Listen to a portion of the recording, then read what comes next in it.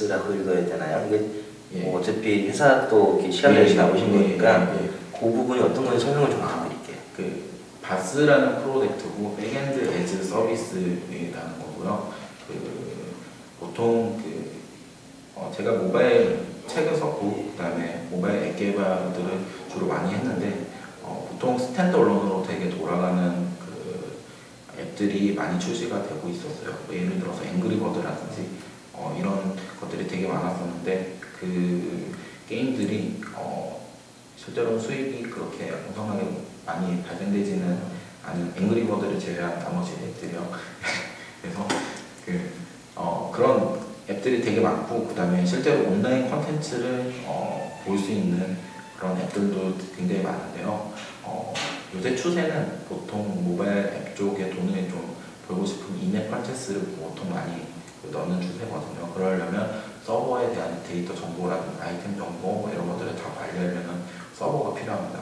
그래서 보통 서버를 개발하는 데 대한 모바일 앱 개발보다 서버를 개발하는 데 대한 비용들이 좀 더 많이 지출이 좀 되는데요. 그런 것들을 쉽게 좀 할 수 있는 그런 플랫폼이라고 보시면 될 것 같고, 모바일 앱 개발자는 뭐 자바로 된 SDK를 배포를 해드리고 거기에서 특정한 메소드를 그냥 호출을 하면 뭐 세이브 데이터라는 뭐 예를 들어서 그렇게 세이브 데이터라는 함수를 이렇게 호출하면 자동으로 서버에 데이터가 저장이 되고, 그다음 뭐 get 데이터라고 했을 때 실제로 그 데이터가 불러오지는 그렇게 그 SDK 레벨에서 그런 서버랑 연동을 쉽게 해주는 플랫폼이라고 생각을 하시면 될 것 같고요. 회원 관리라든지 아니면 푸시라든지 그다음에 고객 센터라든지 아니면 위치 변경 검색이라든지 이러한 기본적인 기능들을 제공을 하고 있습니다. 개발자들한테 굉장히 중요한 거네요. 예. 그래서 실제 저도 지금 해당되는 바스라는 플랫폼을 가지고 앱 개발을 좀 이렇게 해보려고 시도 중이에요. 앱 개발자분들은 바스를 꼭 잘 참고하시면 될 것 같고요. 궁금한 게 이제 개발 이렇게 하시면서 야 이거 내가 개발자를 잘했다라고 했을 때가 있을 것 같아요. 제가 개발자, 저는 되게 B2B에 맞는 그런 개발들도 했지만 B2C를 개인적으로 좀 많이 하고 있어요. 제가 뭐 필요해서 친구들과 함께 그다음에 앱을 만들어서 배포를 하거나 이런 것들이 있는데, 재작년쯤에는 바다 플랫폼으로 이렇게 음악 가사를 분석을 해가지고 이렇게 추천을 해주는 앱을 만들었던 적이 있거든요. 그때 이제 바다뿐이 한국에서는 굉장히 안 됐지만 러시아나 이런 쪽 유럽 쪽에서는 굉장히 어느 정도 많이 팔렸거든요.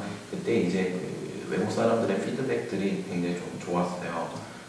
이런 굉장히 흥미로운 앱이다. 그래서 이런 피드백을 좀 받을 때 내가 생각한 것들을 그대로 만들고 그런 것들을 구현하는 작업들이 굉장히 저한테는 되게 재밌다 그런 생각이 좀 들었어요. 아까 말씀하신 게 후배 개발자들한테 이제 조언해야 될 부분도 많이 말씀하셨는데 그런 부분도 있는 것 같아요. 경력, 어쨌든 본인의 프로필 관리해야 되는 부분도 있는 것 같고, 물론 이제 더 좋은 데서 또 좀 그냥 돈을 버리고 가시는 분도 많이 계시긴 하겠지만, 뭐 그런 프로필 관리를 좀 하려면 어떻게 해야 되나요?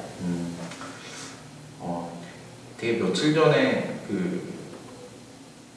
치킨집을 과연 뭐 맞아요. 네. 그 슬라이드가 되게 있더라고요. 그 슬라이드에서 굉장히 공감이 되었던 게 뭐냐면, 요즘은 되게 글로벌하게 뭔가를 해볼 수 있는 도구라든지 이런 것들이 좀 많아진 것 같아요. 특히나 오픈소스 쪽에서는 깃허브이 굉장히 사람들과 소통할 수 있는 그런 플랫폼을 잘 제공을 하고 있거든요.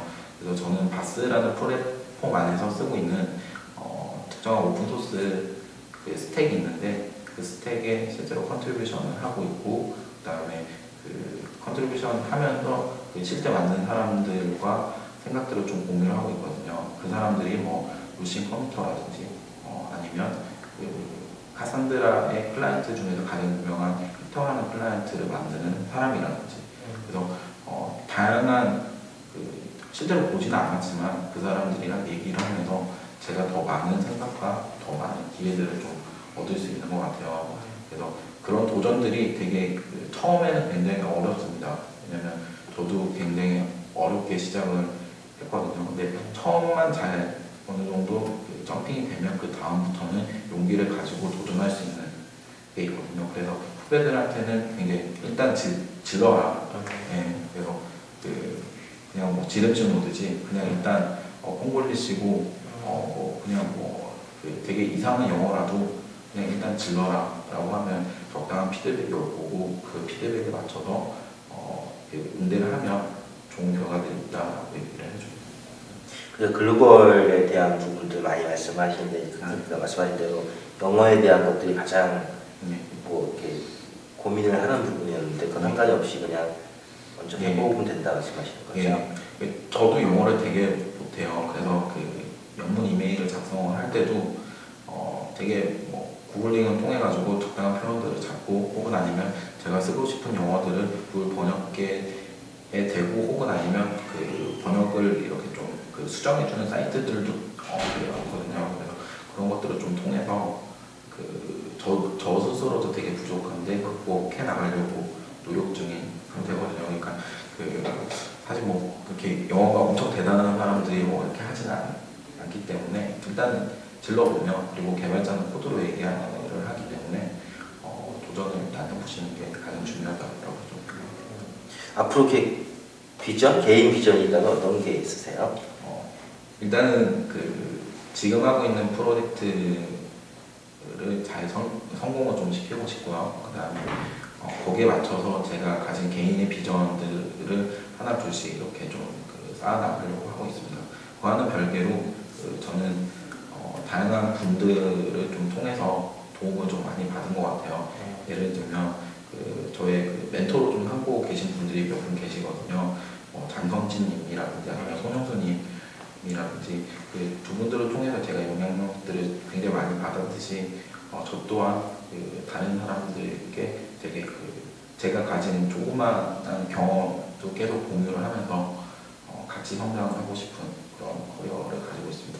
그러면 결론은 개발자분들도 멘토가 꼭 필요하겠네요. 근데 멘토를 좀 어떻게 찾아야 되나? 저희도 예를 들어서 뭐 멘토가 중요하다 다 알고 있는데 이게 어떻게 찾아야 될지 잘 모르시는 분도 계실 것 같아서 일단 개발자 커뮤니티를 좀 가장 좀 활용하는 게 가장 좋은 것 같아요. 그래서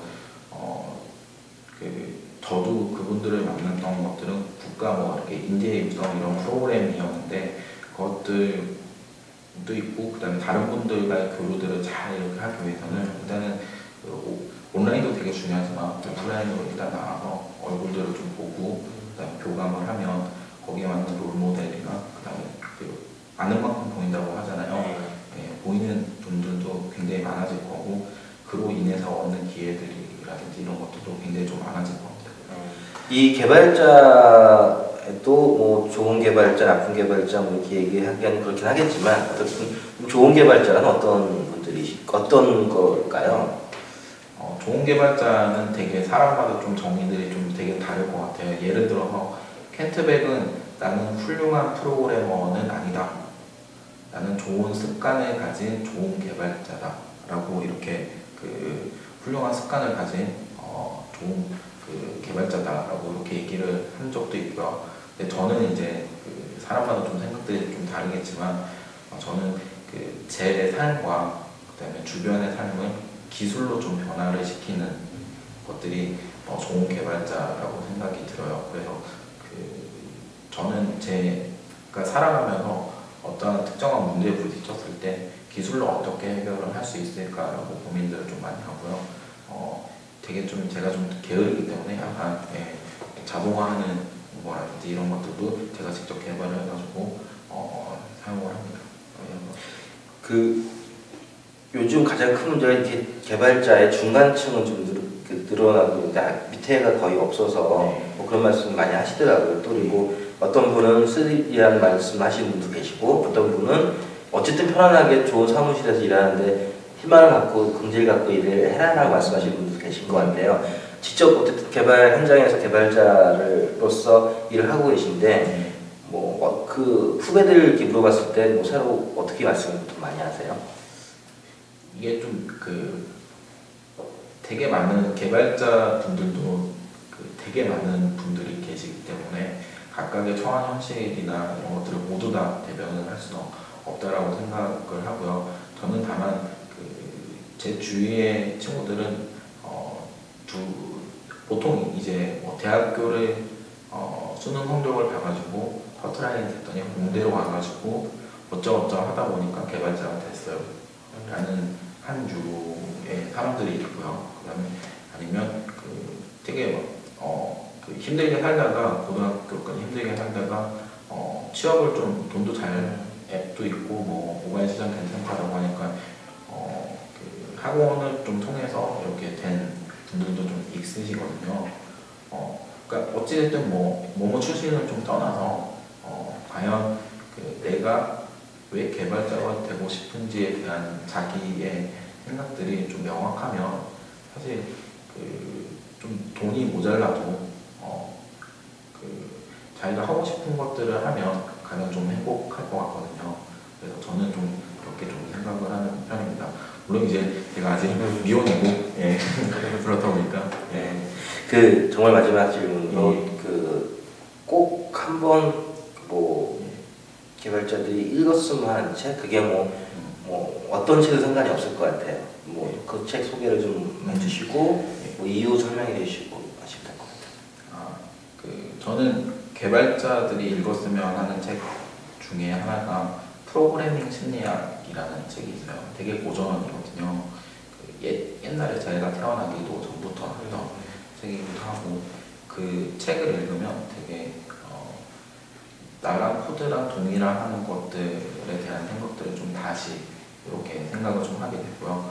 어떤 사람이 내 코드를 보고 이건 틀렸어 라고 얘기했을 때 좀 발끈하게 되는 경우들이 좀 있는데 그것들은 날 비난을 하는 것이 아니라 내가 좀 더 좋은 방향으로 나가는 것이다 라는 것들을 이렇게 좀 책으로 이렇게 설명을 하는 거거든요. 심리학이랑 프로그래밍이랑 그래서 그런 것들을 한번 읽어보시면 자기 자아를 좀 성찰하는 데 좀 도움이 되지 않을까 이렇게 생각을 합니다. 고맙습니다. 오늘 긴 시간 진성준님께서 같이 대화를 나눴고요. 궁금하신 점이나 혹시 그런 부분들이 있으면 softwaregeeks.org 자막 나갈 건데요. 이걸로 뭐 질의응답 하시면 답변 많이 해주실 거죠? 앞으로도 뭐 개발자를 위해서 혹은 개발도 직접 하시면서 좋은 일 많이 하시고 좋은 개발자 되시길 바랍니다. 다시 한번 고맙습니다.